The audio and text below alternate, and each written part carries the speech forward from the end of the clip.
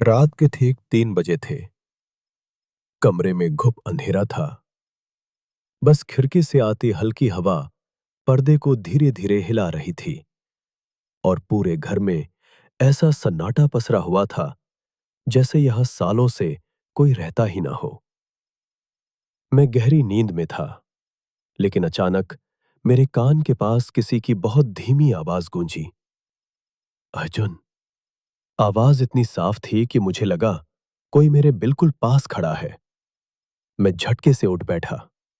दिल इतनी तेजी से धड़क रहा था जैसे सीने को तोड़कर बाहर निकल आएगा। मैंने तुरंत कमरे में चारों तरफ देखा, लेकिन वहां कोई नहीं था। दरवाजा अंदर से बंद था, खिड़की भी बंद थी, और सबसे डरावनी बात, उस रात घर में मैं बिल्कुल अकेला था।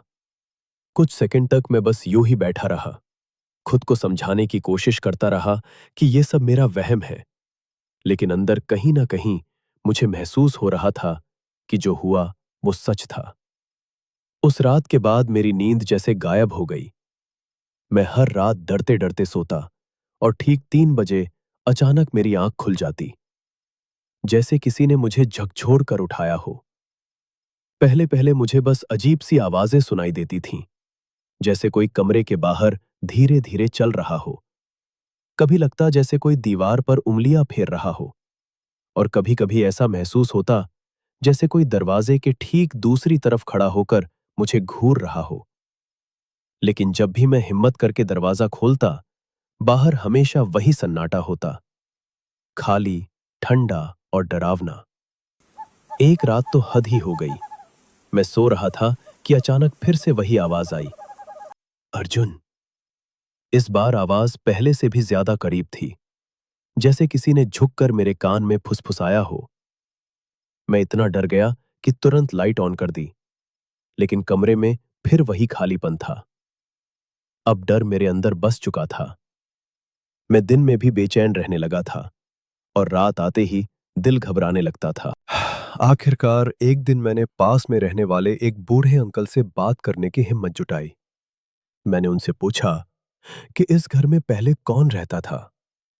उन्होंने कुछ देर तक मुझे घूरा, फिर धीमे से पूछा, तुम्हें भी रात को कोई बुलाता है क्या? ये सुनकर मेरे पैरों तले जमीन खिसक गई। मैंने हाँ में सिर हिलाया, तो उनका चेहरा एकदम गंभीर हो गया। उन्होंने बताया कि इस घर में पहले एक लड़का रहता था, मेरी ही उम्र का, और वो भी हर रात 3 बजे जाग जाता था, क्योंकि उसे भी कोई आवाज बुलाती थी। पहले तो उसने भी इसे नजरअंदाज किया, लेकिन धीरे धीरे वो आवाज तेज और साफ होती गई, और फिर एक दिन वो लड़का अचानक गायब हो गया, बिना किसी निशान के।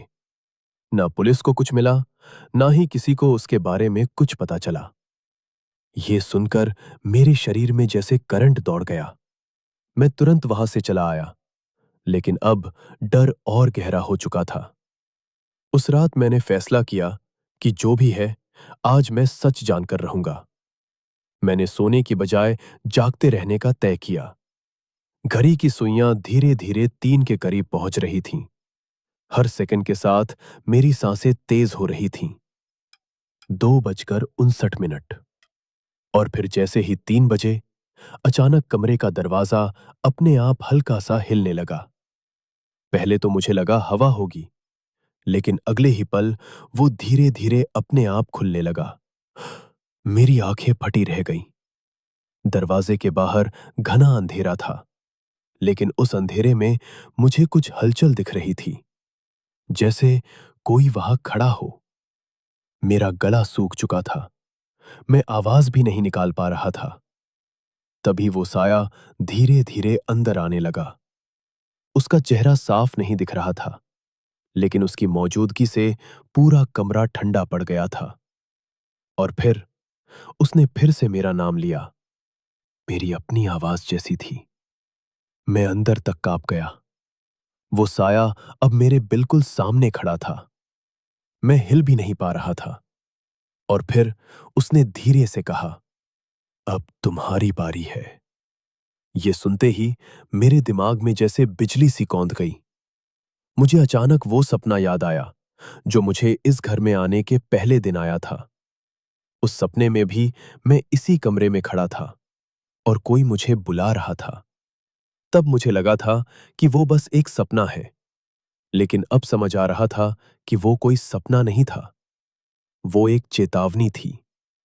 वो साया धीरे धीरे मेरे और करीब आया और तभी मुझे एहसास हुआ कि उसका चेहरा मेरा ही चेहरा था।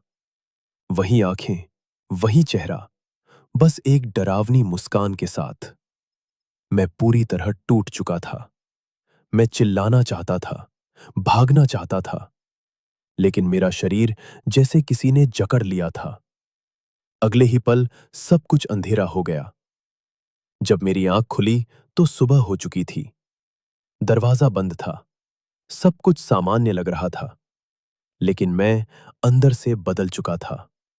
उसी दिन मैंने वो घर छोड़ दिया, बिना पीछे मुड़े, बिना किसी को कुछ बताए। लेकिन कहानी यहीं खत्म नहीं हुई, क्योंकि आज भी जब भी रात के 3 बजते हैं, मुझे कभी-कभी अपने कान के पास वही आवाज सुनाई देती है, अर्जुन। और हर बार वो पहले से ज्यादा साफ होती जा रही है, जैसे वो अभी भी मेरा इंतजार कर रहा हो। और मुझे अंदर से ये एहसास होता है कि एक दिन वो मुझे लेने जरूर आएगा। उस रात के बाद मैंने कसम खा ली थी कि मैं कभी उस घर के बारे में सोचूंगा भी नहीं। मैंने नया घर ले लिया, नई जगह, नए लोग, सब कुछ बदल दिया। लेकिन एक चीज थी जो नहीं बदली, रात के 3 बजे आने वाली वो आवाज। शुरू में तो वो कभी कभी आती थी, लेकिन धीरे धीरे वो रोज आने लगी। पहले सिर्फ मेरा नाम लेती थी, अर्जुन, लेकिन अब उसमें एक अजीब सी बेचैनी थी, जैसे वो मुझे सिर्फ बुला नहीं रही थी, बल्कि मुझे कहीं खींच रही थी।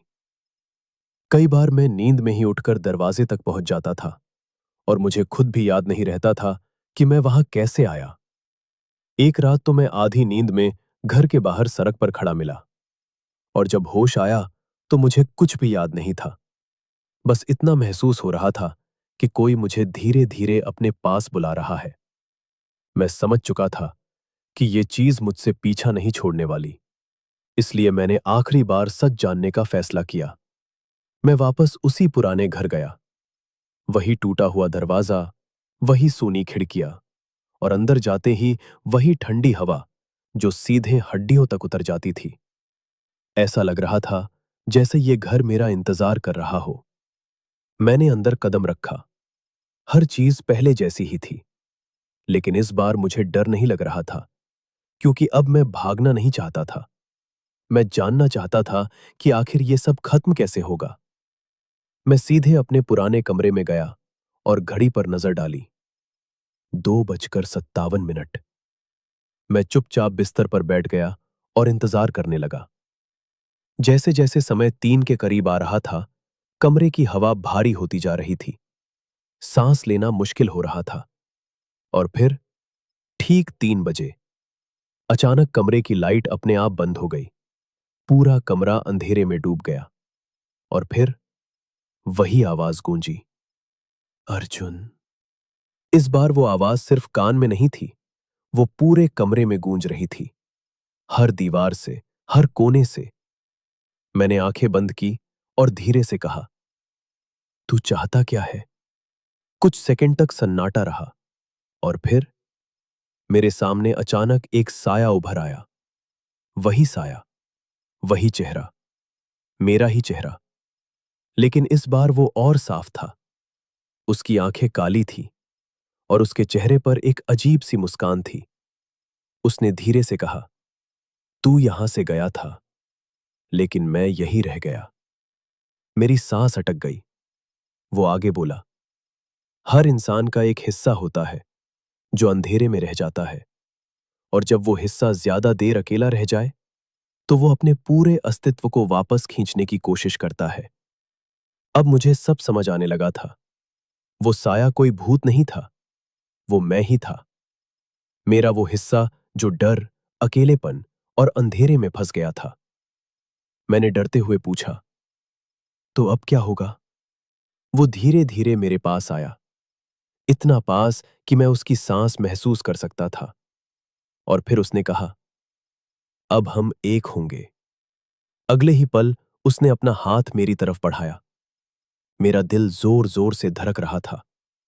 मैं जानता था कि अगर मैंने उसका हाथ पकड़ लिया तो शायद मैं हमेशा के लिए बदल जाऊंगा, लेकिन अगर नहीं पकड़ा तो ये सिलसिला कभी खत्म नहीं होगा। कुछ सेकंड के लिए मैंने आंखें बंद की और फिर मैंने उसका हाथ पकड़ लिया। जैसे ही हमारे हाथ मिले, पूरा कमरा कांपने लगा। दीवारों से अजीब आवाजें आने लगी और मुझे ऐसा लगा जैसे मैं अंदर से टूट रहा हूं, जैसे मेरी सारी यादें, मेरा डर, मेरा दर्द, सब कुछ एक साथ मिल रहा हो। मैं चीखना चाहता था, लेकिन आवाज नहीं निकल रही थी। और फिर अचानक सब कुछ शांत हो गया। जब मैंने आंखें खोली तो सुबह हो चुकी थी। मैं उसी कमरे में खड़ा था, लेकिन इस बार सब कुछ अलग लग रहा था।